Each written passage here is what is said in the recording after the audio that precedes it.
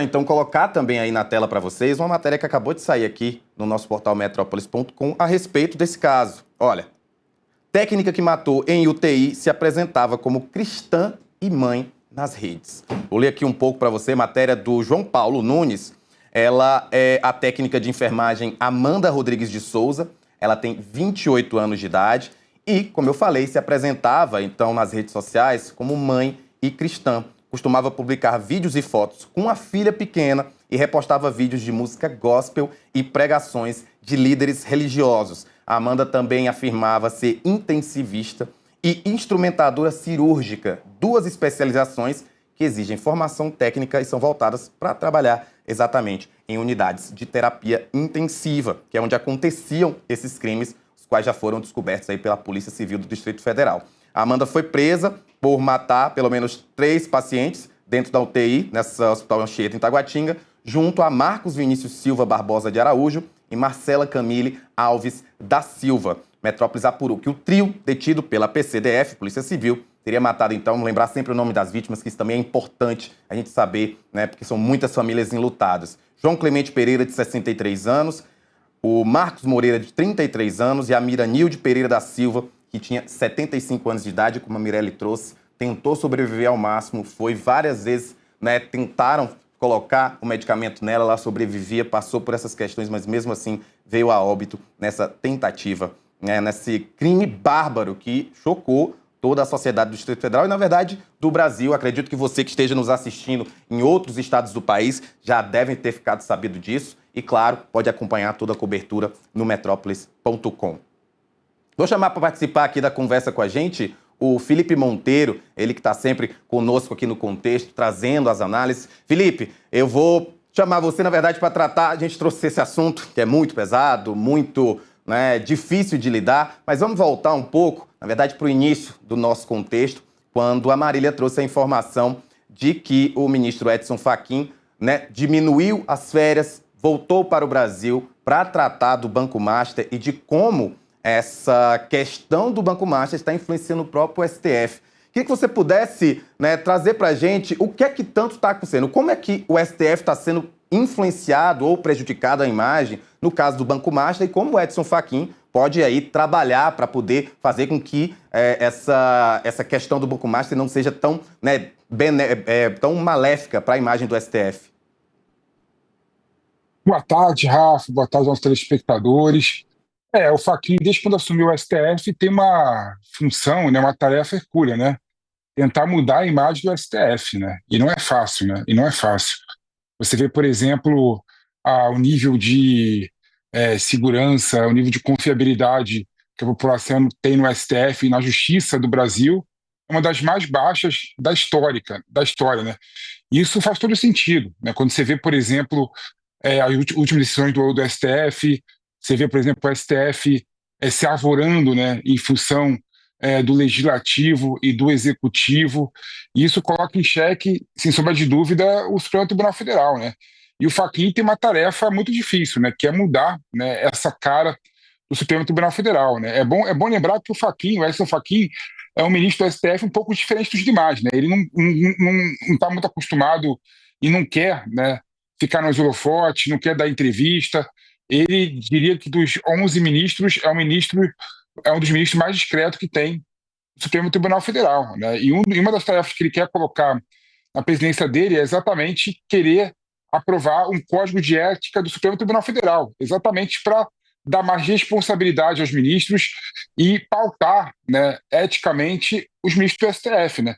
E o caso do Banco Master, Rafa, é um caso que, na minha opinião, escancara exatamente o problema do Supremo Tribunal Federal, né? Os ministros não têm nenhum tipo de responsabilização, né, nenhum tipo de possibilidade da população, né, até porque os ministros do STF não são votados, né, pela população, né, não tem nenhuma forma da população tentar reivindicar algum tipo de situação para mudar, né, o Supremo Tribunal Federal, até porque os ministros não são eleitos, né. A única forma seria o impeachment do ministro do STF, mas isso é muito mais função do Senado Federal do que da população, que pode iniciar o processo. A gente sabe, né, que politicamente isso é muito difícil de acontecer, né? E o caso, né, do Banco Master, né, o caso da relatoria do Toffoli, que vocês bem colocaram aqui junto com a Marília, né, é um caso que escancara, na minha opinião, né, exatamente o problema do Supremo Tribunal Federal. Né? Como pode o ministro do Supremo Tribunal Federal decidir que a prova, né, apreendida na busca e apreensão da Polícia Federal deve ficar a cargo da PGR, a Procuradoria-Geral da República? Não, isso não faz nenhum sentido, né? Quem investiga é a Polícia Federal. A prova tem que ficar com a Polícia Federal, que poderia extrair mais provas e mais documentos de celulares apreendidos, mais provas e comprovações, né, de documentos apreendidos, mas não. Né? Parece que o Toffoli, a todo momento, quer prejudicar e criar obstáculos para a atuação da Polícia Federal em relação ao Banco Master. Né? Então, Edson Fachin, quando retorna, né, das suas férias para Brasília, né, inclusive para conversar com os ministros do Supremo Tribunal Federal, até para ter mais legitimidade na atuação dele, né, mostra claramente a preocupação, né, que o Banco Master está causando em toda a justiça do Brasil. Né? A população está estarrecida, né, com a forma como esse caso está sendo conduzido. Primeiro que é um absurdo. Né? O caso estava na primeira instância, o Toffoli resolveu avocar para si a competência para relatar o caso. Né? Ou seja, por que ele fez isso? Né? Se tivesse qualquer tipo de político envolvido com foro privilegiado, a regra diz que tem que destacar essa parte do processo e tramitar no Supremo Tribunal Federal. Em relação às outras pessoas investigadas, esse caso deveria ficar a cargo da primeira instância. Né? Então, o que aparenta claramente sem sombra de dúvida, o obstáculo que a relatoria está criando na investigação do Banco Master. Né? E as notícias mostram, né, que o sócio, né, o cunhado do Vorcaro, ele teria ligação com o parente do Toffoli, né, por conta de uma parceria e uma sociedade em um resort. Né? Ou seja, o Toffoli, pela lei, deveria ser declarado impedido, né, de relatar a questão do Banco Master. Mas ele continua relatando, né, continua criando obstáculo, e isso coloca em xeque não só o Supremo Tribunal Federal, coloca em xeque as instituições no Brasil. Né? Até que ponto a sociedade não vai se indignar com isso? Né? Se fosse há 20, 15 anos atrás, sem sombra de dúvida, teria tido uma revolta muito maior da sociedade. Da mesma forma, você vê também, né, o caso da mulher, esposa Alexandre de Moraes, que ganhava mais de 3 milhões de reais no ano do Banco Master e não tinha nenhuma atuação concreta em casos relevantes do Banco Master. Né? Então você vê claramente que o Supremo Tribunal Federal e as instituições estão cooptadas pelo Banco Master e infelizmente, pela iniciativa privada. Né?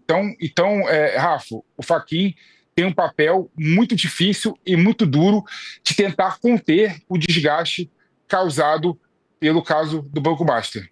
E o desgaste parece de fato que está muito grande, porque o Fachin retornou ontem a Brasília e ele já conversou com o Dias Toffoli, com Alexandre de Moraes, com Gilmar Mendes, com Luiz Fux, com o Nunes Marques, Cristiano Zanin, André Mendonça e Carmen Lúcia. Ou seja, conversou aí com os ministros para tentar trazer essa apaziguação.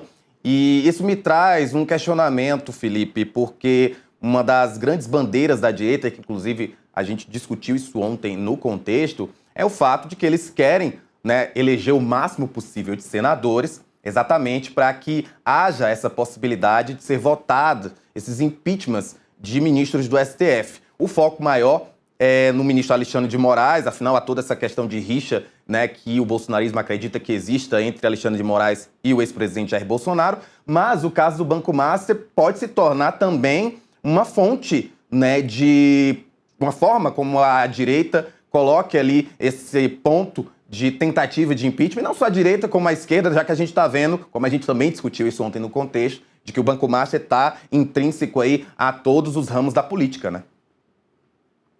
Esse é o ponto, Rafa. Esse é o ponto. A questão do Banco Master, por exemplo, perpassa todo tipo de partido político e perpassa todo tipo de ideologia, né?